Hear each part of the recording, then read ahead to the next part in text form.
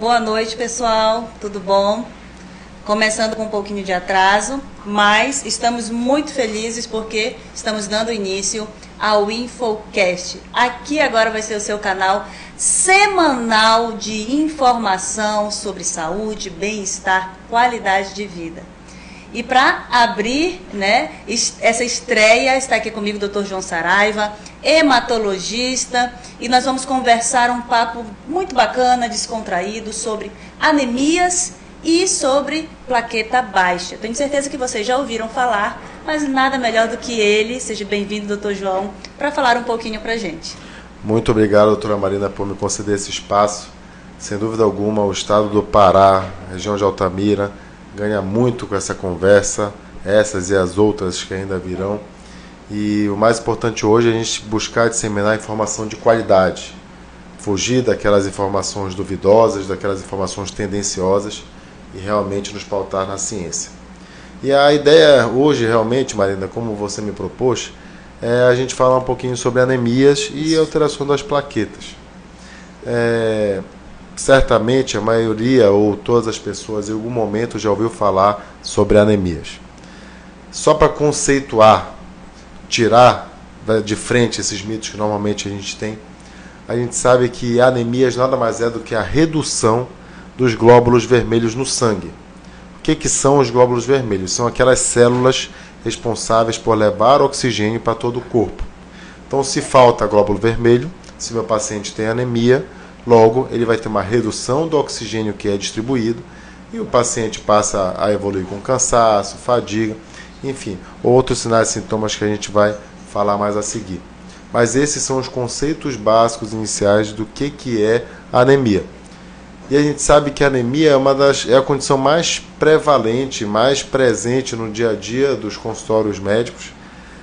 Sem dúvida alguma, o hemograma, que é o exame onde a gente detecta a redução dos glóbulos vermelhos e logo a anemia, é o exame mais pedido nos laboratórios de maneira geral.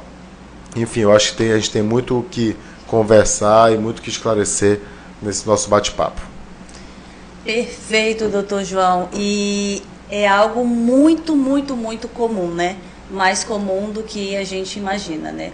As pessoas falam muito de anemia, então vê alguém que já está um pouquinho pálido, olha, acho que tu está com anemia, não é assim que funciona? Mas qual que é a diferença? Eu sei que existem vários tipos de anemia. E aí, como a gente conseguir saber quando procurar realmente um médico, porque algo pode estar errado? Como é que a gente vai identificar isso? Brilhante, Marina. Bom, então, basicamente, a gente tem os chamados sinais e sintomas de quando ocorre anemia, que é justamente essa queda dos glóbulos vermelhos.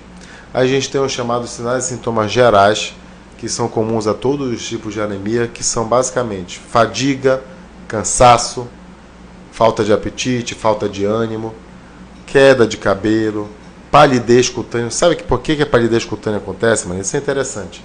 O corpo, numa tentativa de privilegiar, de priorizar órgãos nobres, como o coração, o cérebro, ele vê que está faltando sangue, está faltando oxigênio, ele vai jogar toda essa carga de oxigênio e de sangue para esses órgãos nobres, sem os quais a gente não consegue viver. Uma reação do corpo para tentar suprir algo, né? Perfeito. E, enquanto isso, a pele, que em tese não é um órgão nobre, ela vai sofrer. Então, os vasos da pele vão fazer vasoconstrição, ou seja, vão fechar para justamente mandar o sangue para esses órgãos nobres. E quando o paciente tem esses sinais e sintomas, normalmente é o que o levam a procurar atendimento, auxílio médico.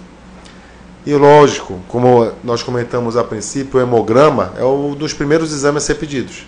E lá você já vai detectar a anemia. Mas o que é mais importante, e isso é algo que eu falo em todas as conversas que eu tenho, sempre que a gente conversa com aluno, faculdade de medicina, até com colegas médicos, quando você detecta um paciente com anemia, é isso que a gente faz aqui na Labocrim, a gente vai atrás da causa. Para fugir daquele conceito errado que a gente vê sendo replicado por diversas ocasiões, do médico, do profissional detectar anemia e imediatamente isso já ser sinônimo de iniciar sulfato ferroso. A anemia por deficiência de ferro é mais comum? Sim. Mas a anemia por deficiência de ferro corresponde a apenas 50% de todas as causas. Os outros 50% são relacionados a causas tanto hereditárias, como alguns tipos de anemia com os quais o paciente já nasce, como anemia falciforme, talassemia, esferocitose, dentre outros, ou até mesmo causas adquiridas, como deficiência de vitamina B12, como anemia hemolítica autoimune, enfim, diversas as possibilidades que podem levar o paciente a ter anemia. E é claro, a gente só vai detectar essas causas de maneira correta quando nós fizermos os exames necessários e direcionados para o diagnóstico de anemia. Então, o que a gente pode resumir de tudo isso de informação que você trouxe para a gente agora é que a anemia, 50% é sim por deficiência de ferro, mas os outros 50% pode ser por outras causas e que aí precisa ser investigado e tratado corretamente. Então não é só olhar e dizer assim, você está com anemia, sulfato ferroso. Não é isso. Então já deu para a gente pegar essa dica aí, já anotou aí em casa. E só aproveitando, doutor João, para quem está assistindo a gente agora, mandar a pergunta, a gente está acompanhando tudo por aqui, então estou podendo acompanhar as perguntas, vocês podem enviar, que nós vamos estar respondendo também vocês aqui na medida do possível, tá bom? Agora, me responde uma coisa, doutor João, uma pergunta que não quer calar, porque eu sei que muita gente tem essa dúvida. Minha mãe fazia eu comer bife de fígado. E assim, das mães das minhas amigas todas, quando eu era mais nova, eu tinha muito problema de anemia. Mas existem várias pessoas que falam que açaí, já ouvi dizer que açaí e pingar um pouquinho de limão no açaí, aí vai potencializar, prego dentro da comida, enfim. O que faz sentido, o que não faz, para que todo mundo possa entender melhor essas informações que de repente podem não ser verdade. Bom, é claro que todos esses mitos, esses costumes, têm algum grau de verdade, não tenha dúvida. A gente sabe que o ferro presente na carne vermelha, no fígado, ele é um ferro bem absorvível, o famoso ferro M. Diferente um pouco daquele ferro presente nos vegetais, que também é presente, então, lógico que pessoas que fazem dieta vegana, estrita, também tem certa suplementação de ferro. Mas a gente sabe que realmente o ferro presente nos alimentos de origem animal estão lá de forma mais significativa. E realmente o fígado possui uma quantidade significativa de ferro. Mamãe estava certa, né? Mamãe estava certa. E que, por vezes, ajuda na suplementação da dieta. Mas eu vou falar por que daqui a pouco ele não é, às vezes, suficiente. Em relação ao açaí, o açaí tem certa quantidade, mas como eu falei, não se compara com a quantidade presente no ferro de origem animal. Ferro de origem vegetal, como o açaí, que é uma fruta, tem certa quantidade. E pingar limão é racional no sentido de que a gente sabe que o ambiente ácido é mais propício para a absorção de ferro. Tanto é que quando eu trato meu paciente com anemia ferropriva, com anemia por deficiência de ferro, com suplementação de comprimido de ferro, eu falo que, se possível, ele ingira junto com o suco de fruta cítrica, como limão, laranja. Então tem certo sentido. Potencializa, né? Potencializa. Agora, botar o ferro, botar o prego na panela, lá não, isso aí a única coisa que isso pode fazer é gerar um engasgo, gerar um grave acidente, algum desavisado que for lá engolir esse prego. Então eu sugiro fortemente que essa prática seja descontinuada. Agora, Marina, o que é mais importante nisso que você falou já que a gente está falando de uma forma geral, vamos entrar um pouco mais na anemia que é mais comum, que é realmente por deficiência de ferro. A gente sabe que tem muitas pessoas, como você mesmo falou, eu tinha muito problema de anemia. Isso é muito comum, principalmente em mulheres. Por quê, Marina? Mulher, a partir dos 12, 13 anos, começa mensalmente a ter uma perda de sangue. A partir do momento que ela começa a chamada menarca, que ela estreia a fase menstrual, ela tem aquela perda a cada 28 dias em média. E a gente sabe que 1 ml de sangue que é perdido é meio miligrama de ferro que vai embora. Então, mês a mês, a maioria das mulheres vão ter algum grau de perda de ferro. E de todas as mulheres, isso de forma global, a gente sabe que 40%, veja essa estatística como é importante, 40% de todas as mulheres no mundo têm deficiência de ferro. Isso não significa dizer que essa pessoa, essa jovem, tem anemia.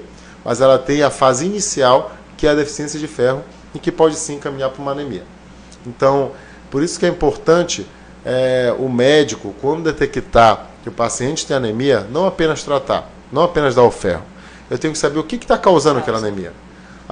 Aí você vai conversar, não, doutor, é porque desde quando eu comecei a menstruar, a minha menstruação dura 8, 9 dias. Isso não é normal. Porque se você não perguntar, se você não for atrás, essa informação vai passar batida. Porque aquela jovem, aquela mulher, já se acostumou, então ela acha que aquele é o normal, mas não é. Então, às vezes você pode aí ajustar, começar um anticoncepcional, buscar o diagnóstico de outra doença, que a gente chama de doença de von Willebrand, que aumenta o risco de sangramento, enfim. Isso numa mulher jovem. Agora, sempre que eu detecto uma anemia por deficiência de ferro no homem ou no idoso, mulheres que já entraram na menopausa ou homens, eu tenho que investigar sangramento, principalmente de trato gastrointestinal. Tenho que fazer uma endoscopia, uma colonoscopia. O paciente com anemia ferropriva está sangrando até que se prove o contrário. Então é importantíssimo que a gente faça essa busca ativa, que a gente não leve pura e simplesmente com um tratamento isolado, sem buscar a causa, porque senão, a partir do momento que você parar de dar o ferro para aquele paciente, a anemia vai voltar e ele vai continuar a ter todos os sinais e sintomas que ele manifestava previamente. Então, não só tratar, Marina, buscar a causa. Perfeito. Então, você entendeu direitinho que o prego não, né, doutor? O prego não. Mas tem fundamento, sim, a questão do fígado e do açaí que a gente comentou aqui. Mas, gente, principalmente aquilo que o doutor João falou. Sempre alerta. Existe a anemia? Procurar a causa, né, doutor? Então, a prioridade é que você procure entender que se está persistente, se é numa menina que está entrando na menarca, as mãezinhas que estão assistindo, também já ficar em alerta, investigar, porque não pode considerar que é normal. Não é isso, doutor João? Perfeito. Essa é a principal lição. Nenhuma anemia é normal. Ela tem que ser identificada. Se a gente achar que é uma causa hereditária, isso por si só já deve levar a um acompanhamento médico, mas não é para normalizar a anemia. Eu sempre tomei remédio para anemia. Não, isso não é o correto. O remédio deve ter prazo para iniciar e, em geral, para aquelas causas que são realmente curáveis, prazo para terminar. Não é essa questão, eu tomo um comprimido de ferro há 20 anos. Isso não existe. Se isso está acontecendo é porque está mal acompanhado. Então tem que ser realmente revisto, tem que ser avaliado e tratado da maneira adequada. Perfeito. Então, se você está assistindo e se enquadrou aí num paciente, numa pessoa, ou conhece alguém da família que está passando por isso, que tem anemia por muito tempo, que toma medicamento para anemia por muito tempo e nunca foi realmente diagnosticado o motivo, você precisa procurar ajuda médica, você precisa passar essa pessoa com o especialista, que no caso é o hematologista, para realmente encontrar essa causa e tratar a causa do problema, né? E, doutor João, uma curiosidade, a gente falou sobre as anemias e falou que nas meninas, né, principalmente nas mulheres, e que nas meninas que estão ali naquela fase dos 12, 13 anos, é bem mais comum por conta da menarca. E os idosos? Perfeito. Os idosos, em tese, não deveriam apresentar anemia por deficiência de ferro. De duas uma. Ou esse idoso que apresenta anemia por deficiência de ferro, ele está perdendo sangue. Quando você perde sangue, você perde ferro. Ou esse idoso ele tem algum grau do que a gente chama de síndrome desabsortiva. Ele não consegue absorver esse ferro que ele está ingerindo. O ferro ele é absorvido na primeira porção do intestino, no chamado duodeno. Então, tem pessoas, não só idosos, mas pessoas que já foram submetidas a cirurgia bariátrica, pessoas que já tiveram que fazer algum tipo de cirurgia no estômago, no intestino, que realmente prejudique essa absorção de ferro, vai levar a um grau de anemia por deficiência de ferro. Só que esse paciente tem que ser avaliado da maneira adequada, porque justamente se a gente identifica que ele tem uma causa que ele não consegue absorver o ferro, não faz sentido algum eu suplementar esse ferro por via oral. Eu tenho que buscar uma via endovenosa, eu tenho que buscar uma outra forma de fazer essa suplementação de ferro. Então, É essa a ideia de você fazer uma avaliação global no seu paciente, não apenas tratar, e sim ir atrás da causa. Perfeito. Não, muito esclarecedor. Eu acho que deu para a gente entender realmente aí as particularidades da anemia e quando a gente realmente deve procurar um tratamento. O exame básico, você falou, né, que é o hemograma. E a gente sabe, porque a gente trabalha com isso, que muitos pacientes realizam o exame por conta própria, pegam aquele exame e olham, e ali mesmo tentam entender, muitas vezes sem procurar um médico. Enxerga ali, por exemplo, plaqueta baixa. Olha, tem que procurar porque isso aí pode ser leucemia. Eu já ouvi muito paciente de chegar aqui desesperado porque a plaqueta está baixa e está com medo de estar com uma doença grave. Tem fundamento? Quando, com relação à plaqueta baixa, quando realmente procurar, o que significa plaqueta baixa, para quem está assistindo entender o que é a plaqueta, doutor, esclarece para a gente. Ótimo, Marina. Marina, antes de responder, eu vou responder a Fátima Miranda, que está nos acompanhando aqui na nossa conversa, que disse: meu marido está tendo 10 de hemoglobina e 3.000 leucócitos desde que mudou a medicação do diabetes. Fátima, isso não é normal, tá? Independente da medicação do diabetes que ele está utilizando, isso não é normal. Ele realmente está com uma queda, já está com um grau de anemia e está com uma queda dos leucócitos também, que são um outro valor bem importante, que são a nossa célula de defesa, nossa imunidade. Então ele realmente precisa ser bem avaliado. Se ainda não tem diagnóstico, sugiro você que procure avaliação médica especializada. Bom, Marina... Só abrindo um parêntese, a Fátima Miranda é a minha mãe. A gente estava conversando ainda há pouco, tá? A respeito desse assunto e, inclusive, agendando já a consulta do meu pai com o Dr. João. Para vocês verem que isso acontece com todo mundo e a gente precisa estar em alerta, né? Por muita coincidência, hoje a gente já estava agendado para esse bate-papo e ainda há pouco minha mãe mandou uma mensagem para mim, preocupada com esse resultado que saiu ainda há pouco em Belém. Minha mãe mora em Belém. E ela mandou a pergunta, o doutor João já respondeu e meu pai já vai passar com ele semana que vem. Então, cuide aí você também, se existe alguma coisa aí que não está encaixando, algum médico alertou você para anemia, para uma possível anemia, para que você procure um médico especializado, não fique em casa tentando resolver sozinho, tomando o sulfato ferroso por conta própria, enchendo seu organismo de medicação, vitaminas, complexo B, por conta própria. Primeiro, procure o diagnóstico, não é isso, doutor? Perfeito, isso não foi combinado, tá, Nada gente? Eu combinado. peguei para ler aqui, a Marina, enfim. Vamos lá. Então, basicamente, isso é até importante você ter levantado essa pauta. Eu recebo muitos pacientes no consultório com esse receio. Às vezes é uma mãe que leva uma jovem e chega: doutor, estou morrendo de medo dessa anemia da minha filha virar leucemia. Esse é o primeiro ponto, isso não existe. A anemia não vira leucemia. Uma anemia por deficiência de ferro, se não tratada, a única coisa que vai acontecer é essa anemia piorar cada vez mais e o paciente ter sintomatologia grave. Mas essa anemia não vai virar uma leucemia. O que acontece é quando o paciente tem leucemia, uma das manifestações da leucemia é apresentar anemia. Ok? Mas a anemia por si só, seja por deficiência de ferro, por deficiência de vitamina B12, que não tenha nessa causa relação com a leucemia, ela não vai evoluir a ponto de virar leucemia. Esse é um ponto que a gente precisa avaliar. E agora nós vamos entrar no outro tópico do nosso bate-papo, Marina, que é a relação à contagem das plaquetas. Vamos lembrar que o exame mais pedido na prática médica é o hemograma. E o hemograma ele é composto por 3 componentes principais. Os glóbulos vermelhos, que vão nos dizer se o paciente tem anemia, ou o inverso, que é a poliglobulia.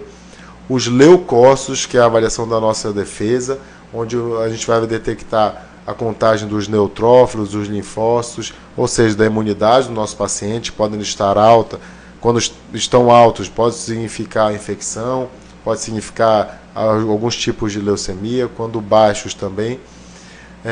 E as plaquetas, que podem, como mais comumente nós vemos no dia a dia, estarem abaixo do valor de referência, onde a gente vai ter algumas causas mais comuns, mas também em algumas causas racionais ou numa doença chamada trombocitemia essencial, a plaqueta pode estar em nível mais elevado.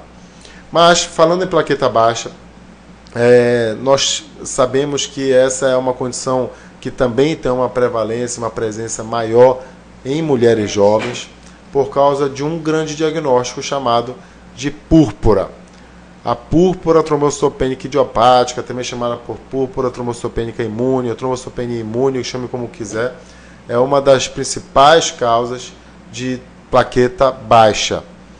É uma condição autoimune, então aparece, às vezes, relacionada a alguns gatilhos, como processos infecciosos. A gente sabe que as doenças autoimunes andam em pares, então, normalmente, pacientes que desenvolvem a púrpura são aquelas que também têm tendência a ter artrite reumatoide, lúpus, outras condições. E, em geral, a gente detecta essa plaqueta baixa e quando a gente vai atrás de investigar, a gente sempre diz que o diagnóstico da púrpura é de exclusão. O que significa isso, Marina? Quando eu suspeito que eu tenho púrpura, eu não tenho um exame específico que eu faça. Pronto, esse exame veio positivo, o paciente tem púrpura. É o contrário. Eu tenho que excluir que essa paciente não tenha doenças infecciosas, então eu tenho que fazer sorologias para hepatite B, C, HIV, sífilis. Tenho que excluir que essa paciente não tenha deficiência de vitamina, como a deficiência de vitamina B12, como a deficiência de ácido fólico. Tenho que excluir que ela não tenha realmente uma manifestação autoimune, como solicitando um FAM, um fator reumatoide, enfim. É um diagnóstico de exclusão. E quando realmente é necessário o tratamento, a gente busca o tratamento à base de corticoide, mas isso não é realmente para todo mundo. Mas é importante que a gente conheça que o papel da plaqueta é realizar a hemostasia, né? Fazer com que a pessoa não tenha sangramentos. Então, sempre que eu tenho um corte, uma das células acionadas, e a principal célula nesse contexto, o fragmento celular, são as plaquetas. Então, elas vão lá naquela superfície daquele vaso e vão fazer um tampão naquela região para que justamente o paciente não tenha sangramento. Então, nossa grande preocupação quando nós detectamos a presença de uma plaquetopenia ou uma plaqueta baixa é a manifestação hemorrágica. Então, são esses pontos que a gente tem que ficar alertas e realmente buscar nos nossos pacientes, principalmente com o hemograma alterado. Doutor João, pegando esse gancho das plaquetas, e você falou, agora citou, nessa questão de hemorragia, tem a ver com aqueles pacientes que desenvolvem a dengue hemorrágica. A plaqueta baixa muito nessas condições? Perfeito. Boa pergunta, Marina. Então, a gente sabe que nós temos grandes grupos que levam à queda das plaquetas. Se o paciente tem plaqueta baixa, ele tem uma de 3 possibilidades. Ou ele está produzindo pouca plaqueta, a medula óssea, que é a fábrica do sangue, é como se fosse o nosso tutano, fica dentro dos ossos longos, e é onde o nosso sangue é fabricado. Ou está produzindo pouco, isso pode acontecer por doenças como aplasia, por doenças inclusive como leucemia, por reação de quimioterapia, enfim. Ou o meu paciente está destruindo muita plaqueta na periferia dos vasos.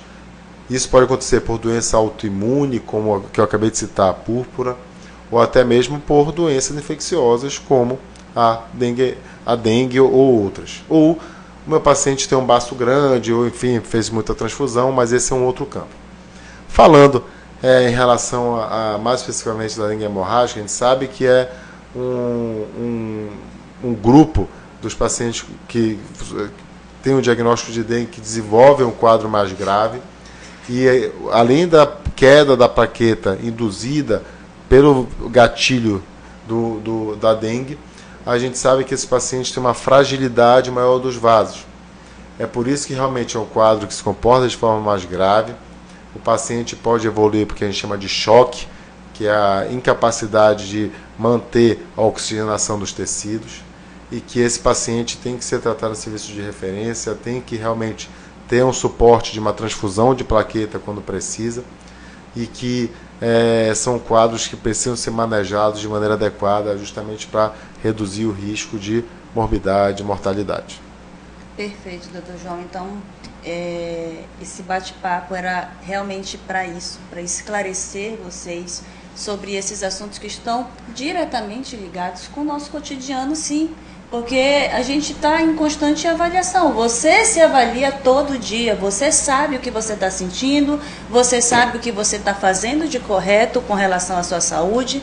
Então, você nos primeiros sintomas, nos primeiros sinais, você deve se despertar para procurar, sim, ajuda médica. Porque eu acredito que o Dr. João vai concordar comigo que a gente fala muito aqui, Dr. João, que a prevenção é o melhor caminho. Então, não aguarde ficar grave, não aguarde piorar, procure ajuda médica. Então, para que a gente consiga fechar, doutor João, quando eu devo desconfiar que eu possa estar com um quadro de anemia mais sério e procurar o médico? Bom, Marina, já elencando isso que você falou, nunca na história da humanidade nós tivemos acesso a tanta informação. E a gente tem que saber usar a informação ao nosso favor. Não é ter na mão um smartphone e que isso permite que você passe o dia vendo vídeos, vendo atividades que realmente não serão tão úteis para a sua vida. Tem que saber dividir e usar aquela informação que está ali navegando pela web a seu favor. E o que nós estamos fazendo nesse momento é isso. Numa sexta-noite aqui a gente está tentando levar informação. Com certeza. E a informação gera prevenção.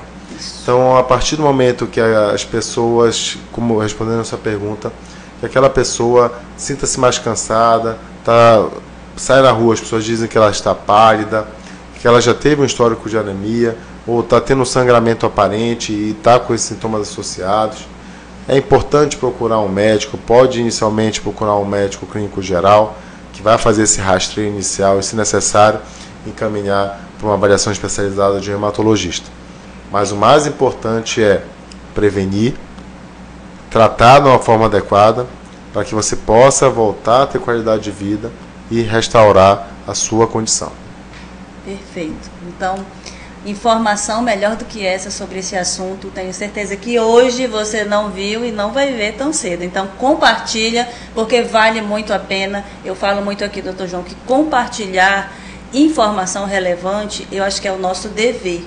A gente, como você falou, a gente assiste muita coisa, vê muitos memes, é legal, a gente se diverte também, a vida também tem que ter diversão, mas se a gente tem disposição para compartilhar esse tipo de material, por que não compartilhar um material que pode ajudar alguém que possa estar assistindo nesse momento, identificar de repente um problema, procurar ajuda médica e ser tratado e ser curado. Então a informação, como o Dr. João falou, ela é importante e ela salva vidas. E a partir de agora vocês vão poder contar semanalmente com informação por aqui, para que vocês possam sim se informar cada vez mais e aprender também aqui com a gente. Então, doutor João, muito obrigada, foi um prazer imenso ter você aqui com a gente, e esse é só o primeiro bate-papo com o doutor João aqui.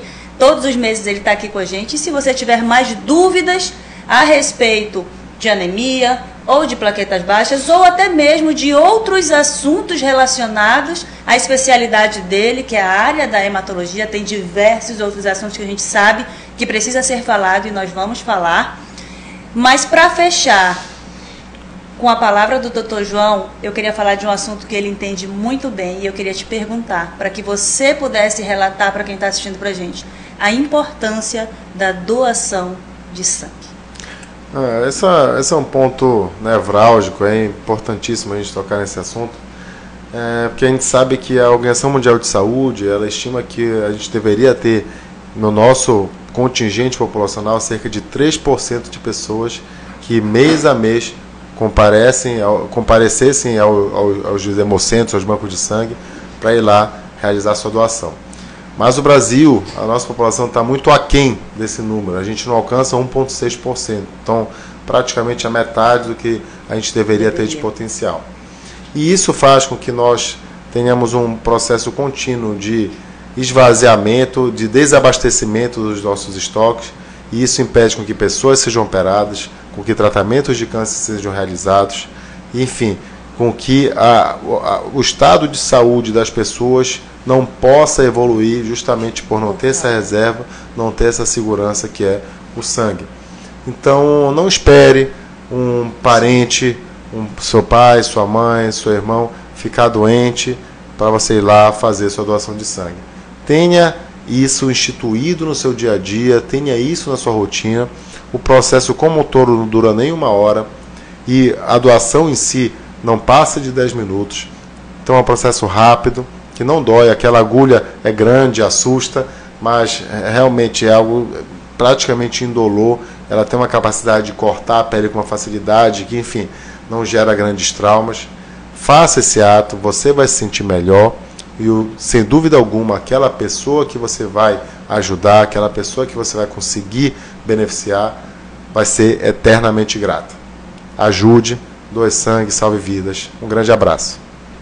Pronto. Então é isso, fica o recado para vocês. O meu muito obrigada e até a próxima.